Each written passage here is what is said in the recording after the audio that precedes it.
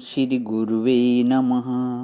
नित्यं शुद्धं निराभासं निराकारं निरञ्जनं नित्यबोधं चिदानन्दं गुरुं ब्रह्म नमाम्यहम्।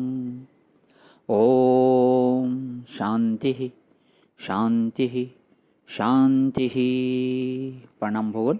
केनोपनिषद स्वामी श्री अखंडानंद सरस्वती जी महाराज का दिव्य भाष्य, जिसमें भगवान हमारे मंत्र नंबर जो है 2 की व्याख्या चल रही है। तो पेज नंबर 8 से इंद्रिय, प्राण, मन आदि अंतःकरण और इन सब का संघात या देह, इन सब का एक अभिमानी मैं जीवात्मा हूँ। यह बात अध्यात्म का जिज्ञासु शिष्य जानता है। वहीं मैं उन इंद्रियों के विषयों की इच्छा करता हूँ और इनको इनके व्यापारियों में नियुक्त करता हूँ। यह भी वह जानता है, किंतु बहुत बार ऐसा होता है कि इच्छा के अनुसार चेष्टा नहीं होती और चेष्टा के अनुसार परिणाम नहीं होता। अतः यह मालूम पड़ता है कि इच्छा करने वाला मैं और इंद्रिय आदि का प्रेरक या नियोक्ता अलग अलग है। फिर यह भी प्रसिद्ध ही है कि प्रत्येक इंद्रिय का अधिष्ठात्री देवता पृथक पृथक है। अतः उपनिषद का मूल प्रश्न यह है कि अध्यात्म मैं और अधिदेव देवतागण या उनका भी नियंता ईश्वर ये अलग अलग हैं या एक ही हैं। अतः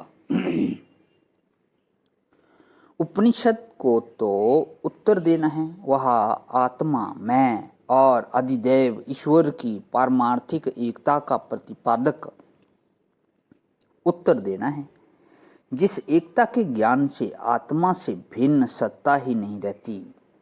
फिर नियामक भाव की पृथक सत्यता तो रह ही कहाँ सकती है। उसमें प्रश्न ही समाप्त हो जाएंगे। उत्तर प्रश्न का पेट भरने के लिए नहीं होता, प्रश्न का पेट फाड़ने के लिए होता है। बहुत खूब। आत्मा में देखने, सुनने, बोलने, सोचने और चेष्टा करने का कर्तृत्व नहीं है। यद्यपि इस मान्यता ऐसा मालूम पड़ता है।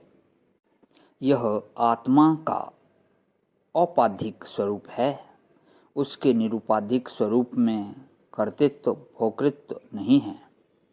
जैसे बिजली हीटर में आकर गर्म कर देती है, रेफ्रिजरेटर में आकर ठंडा कर देती है, पंखे में आकर हवा फेंकती है, तो बिजली एक है, उसकी क्रिया अलग अलग है। वैसे आत्मा एक है, इंद्रियां अनेक हैं। अतः उसकी अनेक क्रिया मालूम पड़ती है। अच्छा कहो, बिजली में कर्तृत्व है कि नहीं? बिजली में कर्तृत्व नहीं है। धातु में कर्तृत्व नहीं होता, अहंकार में कर्तृत्व होता है। तो जो चेतन है वह चिद धातु है, वह अहम कर्ता ऐसा कहने वाला कर्ता नहीं है। इसलिए हाथ में हाशिया लेकर जैसे अनाज काटा जाता है या जैसे चाकू लेकर सब्जी काटी जाती है, वैसे वह कर्म नहीं करता है। वह तो केवल प्रकाश मात्र देता है और यंत्र के अनुसार क्रिया होती है। तो यंत्र नेत्र का अलग, कान का अलग, मन का अलग। मनसो मनः, यह हृदय यंत्र हुआ। यहाँ मन और बुद्धि को एक करके मन कहा गया है। अब हृदय यंत्र भी वासनावान होता है, तो जिसके चित्त में जैसी वासना है वैसा ही चेतन मालूम पड़ता है। यदि शांति की वासना है तो चेतन के संबंध में हृदय शांत हो जाएगा, और काम वासना या क्रोध वासना है तो हृदय विक्षिप्त हो जाएगा, और मोह है तो मूढ़ हो जाएगा।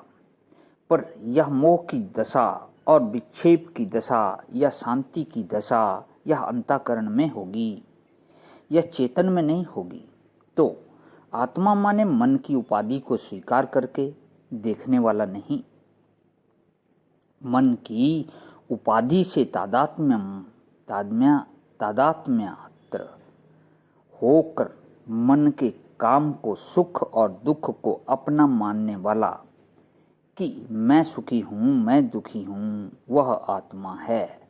लेकिन यह बात मन की उपाधि को स्वीकार करके ही होती है। इसलिए आत्मा श्रोत्र की उपाधि से श्रोता होता है। एव ही श्रोता यही नेत्र की उपाधि से दृष्टा होता है। यही जीवा की उपाधि से रसयिता होता है। चीज बिल्कुल एक ही है। यही नासिका की उपाधि से घ्राता होता है। स्पर्श की उपाधि से सपृष्टा होता है। हाथ की उपाधि से आदात होता है। पाँव की उपाधि से गंता होता है। इसी प्रकार तत् इंद्रियों की उपाधि से उसमें तदता भासती है। तद्वान होना भासता है, परंतु वह तद्मान होता नहीं है। अंतःकरण पान होता नहीं है। प्रणाम भवन। आज विराम। ओम शांति शांति शांति। प्रणाम भवन।